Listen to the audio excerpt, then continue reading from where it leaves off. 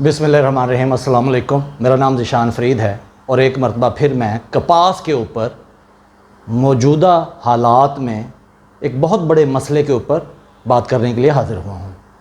जब से पाकिस्तान में बीटी कॉटन आई है, उस वक्त से कपास की फसल के ऊपर रस चूसने वाले कीड़ों, जिनमें थ्रिप्स, सफ़ेद मक्खी, तेला और माइट्स का हमला शिद्दत इख्तियार कर गया है। और बीटी कॉटन के बाद जैसे ही single, double gene, triple gene BT cotton develop हुई है, कपास की फसल पर इन रस चूसने वाले कीड़ों का हमला और ज़्यादा शिद्दत से आ रहा है। रस चूसने वाले कीड़ों में मैं आपके साथ एक 2 या 3 साल से बहुत ही शिद्दत के साथ आने वाले रस चूसने वाले कीड़े डस्की कॉटन बग के ऊपर बात करना चाहता हूँ। डस्की कॉटन बग पिछले 3 साल से पाकिस्तान के मेजर पेस्ट में ये शामिल हो चुका है। ये ऐसा रस चूसने वाला कीड़ा है जो कि साइज़ में बहुत छोटा और फ्लैट होता है, और इस एडल्ट डस्की कॉटन बग का साइज़ तकरीबन 4 मिलीमीटर तक पहुँचता है। ये रस चूसने वाला कीड़ा सिर्फ ज़मींदारों के लिए ही नहीं बल्कि कॉटन जिनर्स के लिए भी परेशानी का सबब है, क्योंकि ये फसल के पत्तों में से, टिंडों में से रस चूसने के साथ साथ कपास की क्वालिटी और पैदावार को मुतासिर करता है। कॉटन जिनर्स के लिए ये इस हवाले से बहुत ज़्यादा परेशानी का बाइस है कि जहाँ पर डस्की कॉटन बग का हमला शिद्दत से आता है, वहाँ पर जो कॉटन ली जाती है, कपास ली जाती है, उसका रेशा, उसकी स्टेपल लेंथ कमज़ोर हो जाती है, उसके जो लिंट का कलर है वो ख़राब हो जाता है। इसके अलावा टिंडे के अंदर मौजूद बीज भी मुतासिर होते हैं। डस्की कॉटन बग ये पाकिस्तान का इस वक्त, इस साल सबसे पहले और सबसे ज़्यादा शिद्दत के साथ आने वाला मसला है। डस्की कॉटन बग के बहुत सारे होस्ट प्लांट हैं, लेकिन सबसे ज़्यादा ये जामन के ऊपर और इसके अलावा भिंडी के ऊपर ये अपनी ज़िंदगी का ज़्यादातर हिस्सा गुजारता है। डस्की कॉटन बग आगाज़ में अफ्रीका, मिस्र, फ़िलिपाइन और चाइना में बहुत ज़्यादा शिद्दत के साथ आया, और 2 से 3 साल का अरसा हो चुका कि पाकिस्तान में भी ये अब मेजर पेस्ट की शक्ल इख्तियार कर चुका है।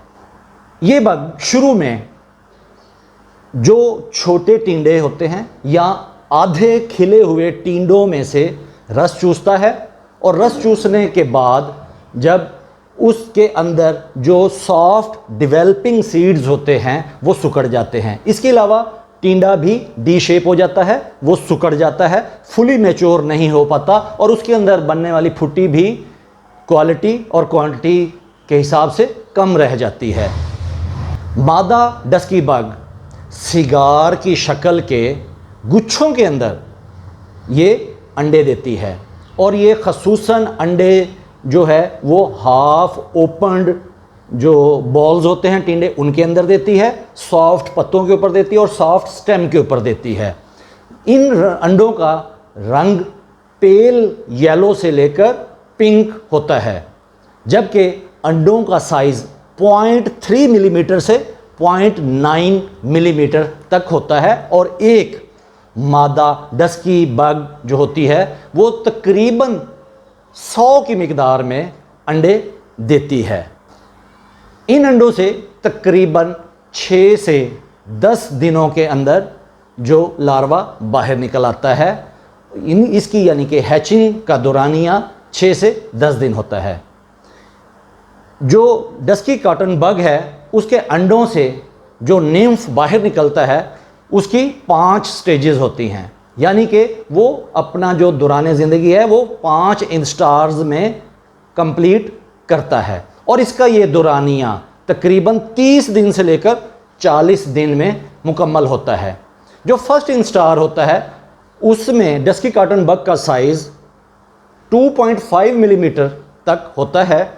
इसके बाद सेकंड, थर्ड, फोर्थ और फिफ्थ इंस्टार, पांचवी इंस्टार ये इसकी एडल्ट स्टेज होती है और एडल्ट स्टेज पर ये 4 मिलीमीटर साइज का हो चुका होता है और इसके ऊपर अच्छे डिवेल्प्ड विंग्स या पर भी निकल आते हैं। बैनुल-अक़वामी एंटोमोलॉजिस्ट ये बताते हैं कि अगर टींडों के ऊपर डस्की कॉटन बग की तादाद बहुत ज़्यादा बढ़ जाए तो इसकी पैदावार तकरीबन 43% तक कम हो जाती है, कपास की पैदावार।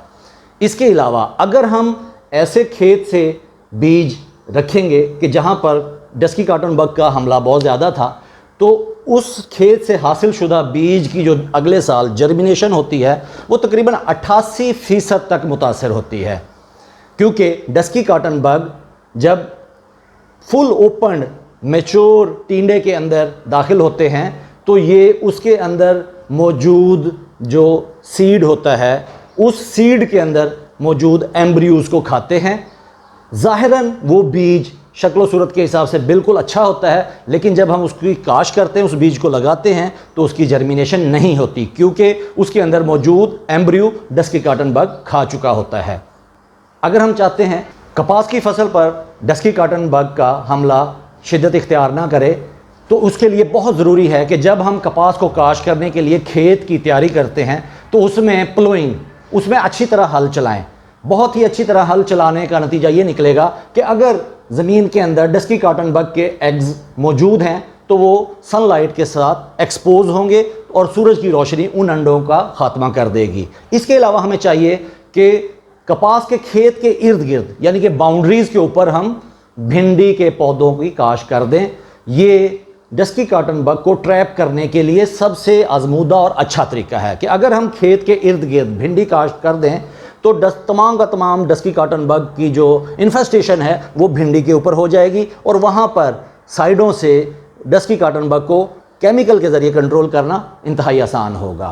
Four brothers bio trader dusky cotton bug के कंट्रोल के लिए एक इंतहाई शानदार और जानदार प्रोडक्ट मार्केट कर रही है, जिसका नाम फाउंटेन है। अगर हम 50 ग्राम फाउंटेन 100 लीटर पानी में 1 एकड़ पर स्प्रे करें तो हम डस्की कॉटन बग को बहुत अच्छे तरीके से मैनेज या कंट्रोल कर सकते हैं। इसके अलावा महकमा ज़राअत की रिकमेंडेशन के मुताबिक अगर 1 लीटर क्लोरपेरिफास 100 लीटर पानी में 1 एकड़ के ऊपर हम डस्की कॉटन बग की मौजूदगी में स्प्रे कर दें तो भी डस्की कॉटन बग को अच्छे तरीके से कंट्रोल किया जा सकता है।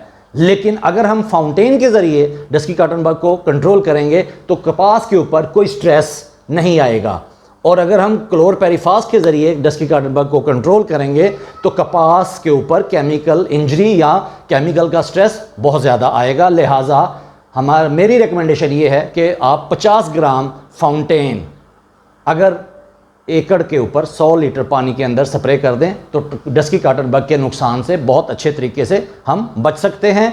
हम अच्छी जो पैदावार वो क्वालिटी वाली पैदावार हासिल कर सकते हैं। डस्की कॉटन बग के बारे में कोई भी सवाल कमेंट सेक्शन में आप कर सकते हैं। वीडियो देखने का बहुत शुक्रिया। अस्सलाम वालेकुम।